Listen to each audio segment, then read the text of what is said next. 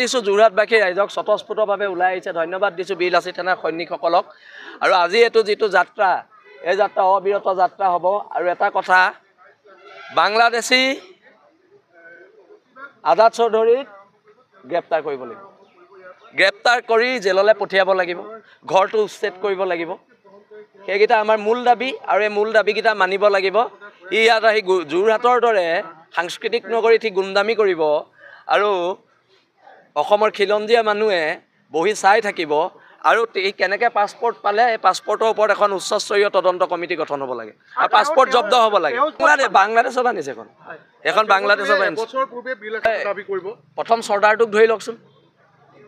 প্ৰথম হিপা ধৰি লওক ডাল মোৰ এইবোৰ নিজে নাইকিয়া হৈ যাব কালি আপোনাৰ বিৰুদ্ধে খৰব হৈছে তেওঁ কালি সংবাদ মাধ্যমত এইটো কথা পাতে নি বেলেগ পাতক তাৰ কথা মই বাৰু তাৰ কথা পাতিম নি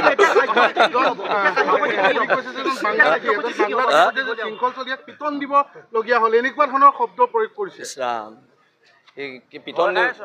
আমি ভয় খাই আছো কালি হোৱাই নাই মই আজাদ চৌধুৰী ভয়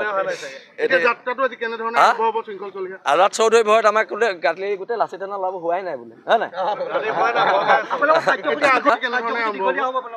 কাৰ্যসূচী দীঘলীয়া হ'বতো সংবাদ মেল যোগে সভাপতি আৰু মুখ্য সচিবে জনাব কিন্তু এটা কথা এৰেষ্ট কৰিব লাগিব নহ'লে যোৰহাট অচল কৰি দিয়া হ'ব এৰেষ্ট কৰিব লাগিব দেই এইটো কথা একদম চৰকাৰলৈ স্পষ্ট বাৰ্তা এই নাটকবাজি কৰিলে নহ'ব যদি দেশ জাতিক আপোনালোকে সঁচাকৈ ভাল পায় এৰেষ্ট কৰিব লাগিব প্ৰত্যেক জিলাৰ পৰা সৈনিকসকল আহিছে আজি আহিব কাইলৈও আহিব পৰহি আহিব আহি থাকিব খালি ধাৰাবাহিক আন্দোলন